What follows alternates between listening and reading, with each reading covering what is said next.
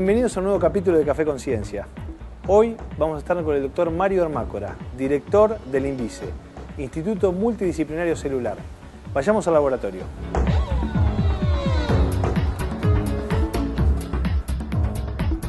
Mario.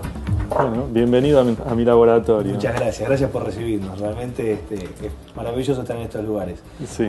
Contanos un poco cuál es la actividad que desarrollan vos y tu grupo en este laboratorio. Bueno, este es el Laboratorio de Biología Estructural del INVICE. Aquí lo que se estudia es básicamente la estructura de las proteínas.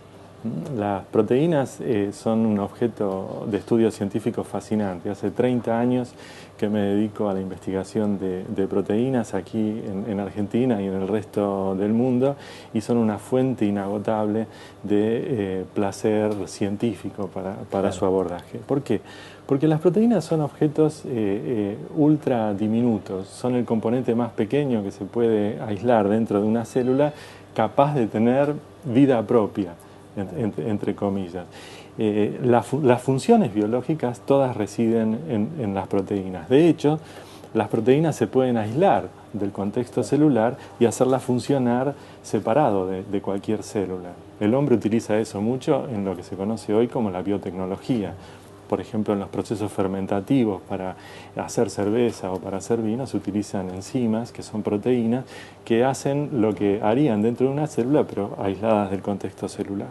Además, las proteínas últimamente se han convertido en un centro de gran interés porque constituyen los mejores fármacos que el hombre fue capaz de diseñar, sobre todo para tratar enfermedades como el cáncer y grandes enfermedades que en este momento están atacando a la humanidad. Y las proteínas que se usan en farmacología, por ejemplo, o en procesos industriales, son proteínas de diseño. El hombre las rediseña basándose en las propiedades de las proteínas naturales. ¿Hace alguna modificación para lograr un efecto, digamos, claro, con esa proteína? Las proteínas son tan pequeñas que no podemos utilizar, por ejemplo, la luz convencional para poder verlas. Tenemos que usar rayos X, como si fuéramos Superman, ¿no es cierto? La luz convencional no nos alcanza, hay que tomarles una fotografía para poder entenderla. Además, para poder tomarles esa fotografía, primero hay que inmovilizarlas. Bueno, previamente hay que purificarlas también, ¿no? O sea, lo cual no debe ser nada sencillo. No. Y esas son las tareas que se realizan en este laboratorio. Producimos grandes cantidades de una proteína que nos interesa por razones farmacológicas o por razones de función en un proceso industrial, o simplemente porque tenemos una pregunta científica que queremos contestar. Las aislamos, las purificamos, luego las inmovilizamos y les tomamos fotografías de rayos X. Nosotros llamamos a eso determinar la estructura tridimensional de la proteína. Una proteína típica tiene 30 a 40 mil átomos, para que te des una idea. No es una cosa muy sencilla entender cómo son y cómo funcionan. Modelizar y hacer modelos de ellas. Una vez que las conocemos lo suficientemente bien, las rediseñamos para que se adapten a lo que nosotros queremos hacer. Le cambiamos algunos átomos, le ponemos otros, ¿no? Y a eso se llama ingeniería de proteínas. Y es toda una rama de la biotecnología. Claro, sí. Ese es el tipo de trabajo que se hacen acá, ¿no es cierto? Tanto por interés científico como por desarrollos. Por ejemplo, en este laboratorio donde estamos parados en este momento, se diseñó y desarrolló una proteína que hoy es utilizada para hacer test diagnóstico de enfermedades, de patologías diabéticas en los hospitales nacionales, que está patentada y que está, digamos, ya en servicio desde hace muchísimos años. Y eso se hizo con esta ingeniería de modificación. Exactamente. La ingeniería no se hace directamente sobre las proteínas, eso es lo interesante. Se hace directamente sobre el DNA, que es el mapa o el código que permite la construcción de cada una de las proteínas. Está la biblioteca con la información para generarla, digamos. Típicamente, en una proteína, en una célula, hay varios millones de proteínas diferentes. Y esas proteínas diferentes se comunican entre sí, trabajan coordinadamente, forman estructuras superiores, más complejas, hablan de célula a célula, y por eso vos tenés, por ejemplo, que una neurona es capaz de procesar una señal nerviosa y elaborar algo tan sofisticado como un pensamiento o las ideas que yo te estoy comentando en este momento. Una célula de la retina es capaz de procesar la luz y proveernos una imagen. Todos esos procesos están llevados adelante por proteínas. Claro, sí. Es decir, serían los ladrillos básicos de todo lo que ocurre en nuestra vida. Exactamente, y así como en el INVICE se estudian desde el hombre, pasando por los animales, las células, aquí estudiamos los componentes más pequeños de las células, o sea, las proteínas. Es increíble cómo ustedes pueden digamos, bucear en este mundo tan pequeño y encontrar la forma de darle nuevos usos, sí, que nos contabas recién. Todo este tipo de actividades es un poco lo que nosotros le queremos contar siempre a la gente, las actividades que realizan nuestros científicos y cómo su trabajo va impactando en nuestro día a día, ¿no? Desde un fármaco que nos da una calidad de vida mejor hasta, como hablamos en algún momento, un elemento de limpieza, un detergente.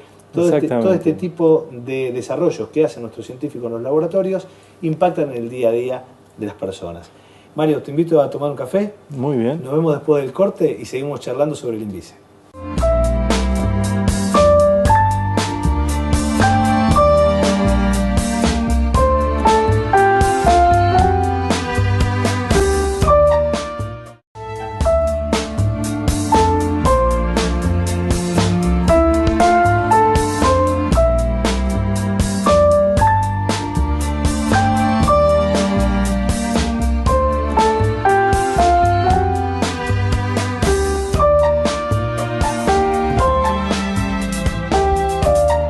Para los que se suman en este momento, estamos con el doctor Mario Ermácora del INVICE y estábamos charlando sobre las proteínas, Mario. Así es. Bueno, me contabas que desarrollaron una proteína que tiene una aplicación muy particular. Sí, esa es una proteína que desarrollamos en nuestro laboratorio hace unos 10 o 12 años. Fue nuestro primer gran desarrollo con gran impacto, digamos, por ingeniería de proteínas. Pudimos fabricar en gran cantidad una proteína natural muy compleja que se utiliza para hacer diagnóstico de enfermedad diabética, ¿no? En kit diagnósticos, y esa proteína modificada por nosotros y producida en gran cantidad se está utilizando actualmente en los sistemas de hospitales nacionales para hacer este diagnóstico. Claro. Bueno, esa es una de las aplicaciones que normalmente vemos, cómo los desarrollos en el laboratorio terminan impactando en nuestra sociedad, en los usos cotidianos. Pero bueno, el INVICE es mucho más. Sí, yo quería hablar sobre eso porque es lo que más me impresiona a mí del INVICE. El INVICE es un instituto multidisciplinario de biología celular. Tiene una característica fundamental que es la amplitud de los temas biológicos que trata y el número de distintas disciplinas que trabajan bajo el mismo techo. El INVICE fue fundado hace ya casi 40 años por el doctor Néstor Bianchi, que es uno de los exponentes más altos de la ciencia argentina. Inicialmente el tema central del instituto, que eran 3 o 4 investigadores en el momento de la fundación, era la citogenética, la investigación de los cambios que sufre el DNA a medida que las células se dividen y reproducen. Pero muy pronto los intereses del instituto se ampliaron a múltiples campos y el instituto se caracteriza por estudiar casi toda la escala de la biología, desde lo más grande, por ejemplo, la genética de las poblaciones. Esos estudios se conocen actualmente con el nombre de antropología molecular y están adquiriendo una importancia cada vez mayor nacional e internacionalmente. Mario, estuvimos acá en La Plata, en el INVICE, y estuvimos con el doctor Claudio Bravi y la doctora Vidal Rioja y nos comentaban estos temas. Te invito a que lo veamos. ¿Cómo no?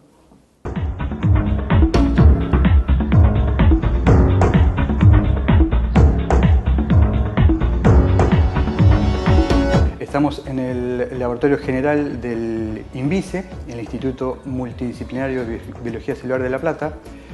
Pertenezco al Laboratorio de Genética Molecular Poblacional del INVICE, un espacio de trabajo en el que nos dedicamos a estudiar el origen y evolución de las poblaciones humanas, especialmente el origen de los nativos originales del continente, y también estudiamos de qué modo se produjo el mestizaje, la mezcla de diferentes poblaciones humanas a lo largo de la geografía de nuestro continente. Me acompaña la doctora Vidal Rioja, otra investigadora que trabaja también en el área de genética forense y evolución de camélidos sudamericanos. Efectivamente, soy la doctora Lidia Vidal Rioja, investigador principal del CONICET, y dirijo un laboratorio donde trabajamos en genética molecular en dos grandes líneas, una de genética molecular humana y otra de genética molecular animal, específicamente sobre camélidos sudamericanos. En el laboratorio nuestro también tenemos un servicio de identificación genética. Ese servicio determina, a través del análisis del ADN, problemas de paternidad, maternidad y otros vínculos biológicos. Eso para el ámbito civil. Para el ámbito penal también identificamos evidencias forenses que pueden quedar en la escena de un delito, como pueden ser manchas de sangre, de semen, pelos, huesos, distintas evidencias cadavéricas, que luego cotejamos con el perfil genético de un sospechoso o de un imputado para realmente determinar, que la justicia determine si esa persona estuvo en la escena del delito y qué responsabilidad le cupo en ese delito. Bueno, como se ve, estos estudios de antropología molecular abarcan continentes, ¿no? Estudiando linajes y la herencia de distintas poblaciones. Pero también en el INVICE se estudia la genética de poblaciones de animales. Por ejemplo, los camélidos es uno de los estudios más importantes. La llama y las distintas... Tiene importancia económica. Que tiene una importancia económica fundamental para el mejoramiento de las razas. Así que eso también es un tema de investigación muy importante. Bajando la escala, yendo más abajo en el tamaño de las cosas que se estudian, tenemos grupos de investigación que estudian las malformaciones genéticas y otras enfermedades moleculares también a escala regional. Y ese tipo de investigaciones tienen un impacto extraordinario en el diseño de políticas de salud pública. Y bajando aún más la escala, tenemos grupos muy importantes de investigación que estudian, por ejemplo, cosas como las emociones y el funcionamiento del cerebro. El grupo del doctor Mario Perelló. Mario Perelló. Estuvimos con él. ¿Vemos lo que nos cuenta? ¿Cómo no? Nosotros estudiamos el cerebro, en particular una función del cerebro que es el control del apetito. El control del apetito es muy importante porque está asociado a muchas patologías actualmente, como es la obesidad o la anorexia o algunos otros trastornos del consumo de alimentos que afectan a mucha gente, tanto en Argentina como en el mundo. Lo que estudiamos básicamente es, hay una hormona que estimula el apetito y que cuando uno la inyecta a animales o a personas hace que ese animal coma.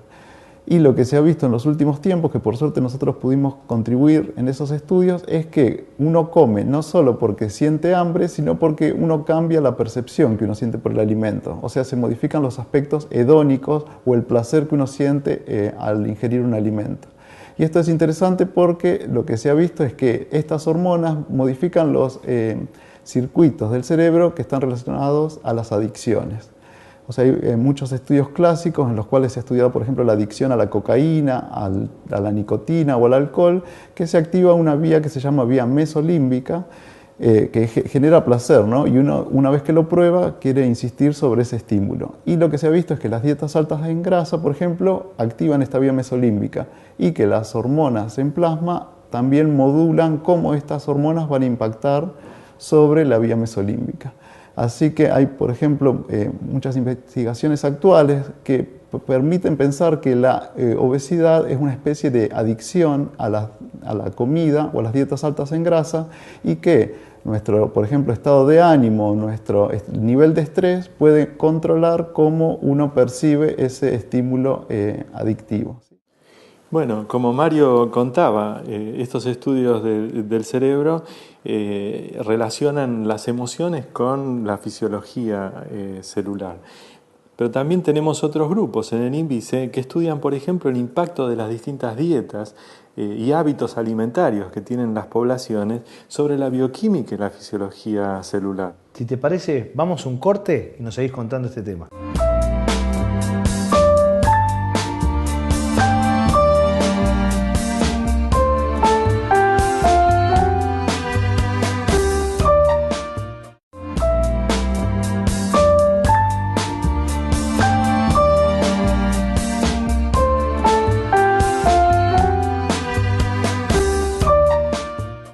Cuando nos fuimos al corte nos comentabas sobre la línea de investigación de hábitos alimentarios. Sí, justamente porque las sociedades modernas van adquiriendo distintos hábitos alimentarios. Por ejemplo, el consumo de grandes cantidades de fructosa que están en las bebidas gaseosas convencionales. Ese es el trabajo del doctor Giovan Battista. Estuvimos con Andrés Giovan Battista, te invito a que veamos sus imágenes.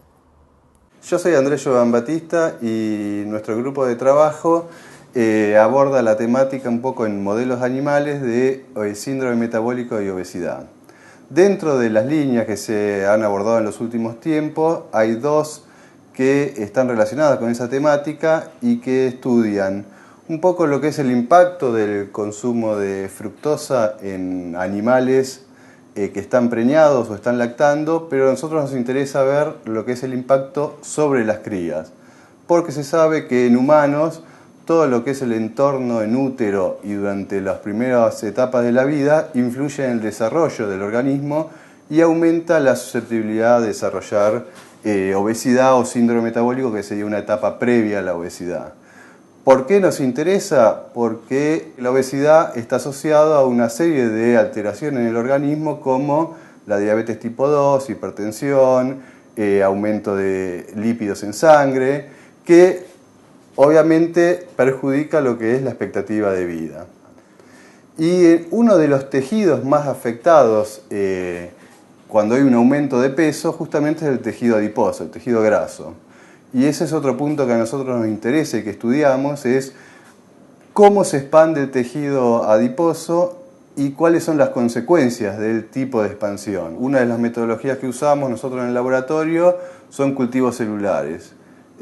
Los cultivos celulares, lo que se llaman cultivos primarios, que significa que se utilizan células que se sacaron de algún tejido del organismo.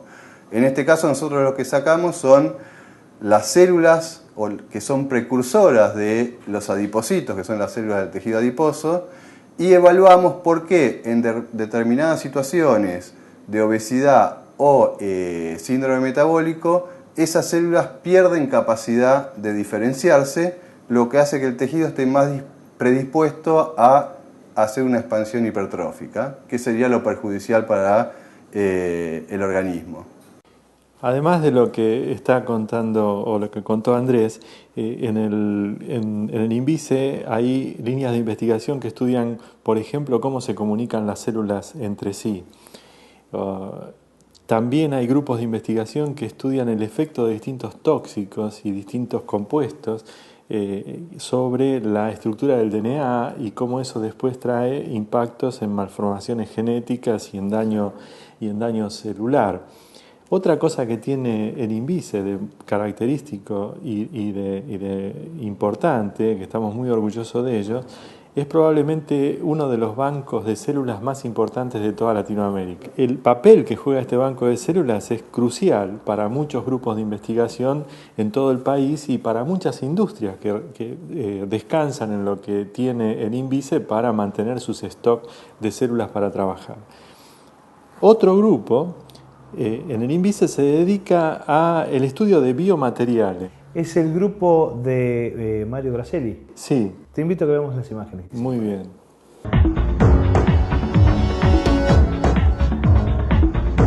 Nuestro laboratorio, llamado Laboratorio de Materiales Biotecnológicos, se dedica a la modificación de polímeros. Los polímeros son lo que normalmente denominamos plásticos. Los plásticos realmente han revolucionado la vida cotidiana, ¿no? En los últimos 40 años montones de, una variedad de materiales han invadido nuestra casa y han mejorado nuestra vida. Lo mismo ha pasado en los laboratorios de investigación. En los últimos 20 años ha ocurrido una gran estandarización de todos los procesos y eso hace que se pueda evolucionar más rápido en la ciencia.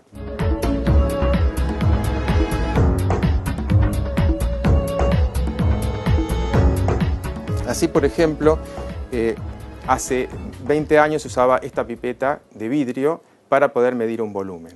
Hoy utilizamos estos pequeños tips que son descartables. Y para eso, por ejemplo, tenemos estas micropipetas automatizadas.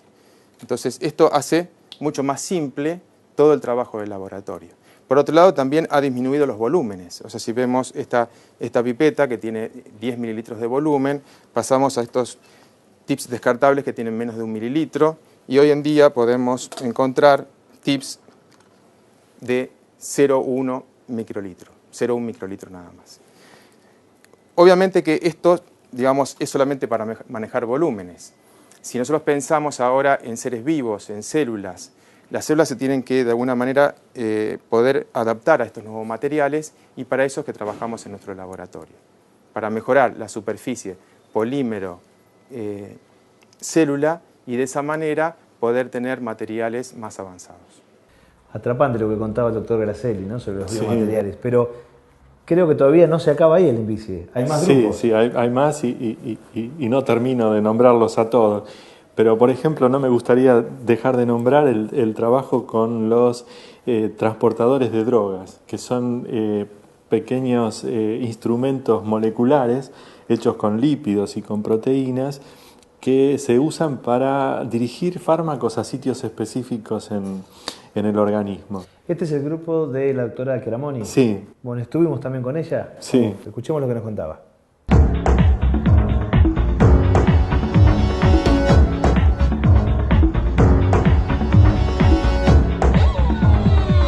Nosotros nos dedicamos al estudio y el desarrollo de transportadores para el envío y liberación controlada de fármacos. Hay varias líneas de investigación que estudian distintos tipos de transportadores. Estudiamos liposomas para la aplicación en tratamientos de obesidad. Estudiamos también emulsiones para la administración de antipsicóticos y tratamientos de distintas enfermedades. Utilizamos nanopartículas proteicas para aplicación en drogas quimioterapéuticas. Sistemas lipídicos también para la administración tópica de fármacos.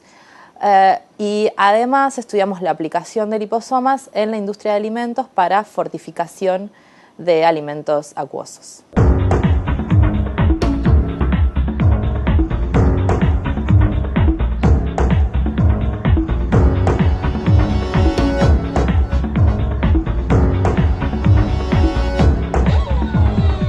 Los vehículos que nosotros utilizamos tienen amplia aplicación.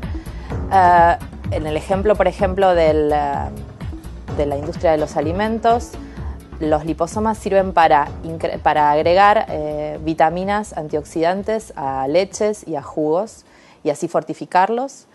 En cuanto a la aplicación de los tratamientos con antipsicóticos, lo que utilizamos es un antipsicótico conocido como risperidona, que se utiliza para el tratamiento de autismos. Los liposomas que aplicamos para el tratamiento de la obesidad, lo que hacemos es incrementar el pool en el cuerpo de ciertos aminoácidos que son beneficiosos para disminuir niveles de ansiedad y también disminuir el peso corporal. Y la aplicación que tienen las nanopartículas proteicas es que son muy pequeñas, entonces pueden llegar a varios lugares del cuerpo y así poder llevar, digamos, a diferentes tipos de tejidos drogas quimioterapéuticas que sea necesario llevar a esos tejidos.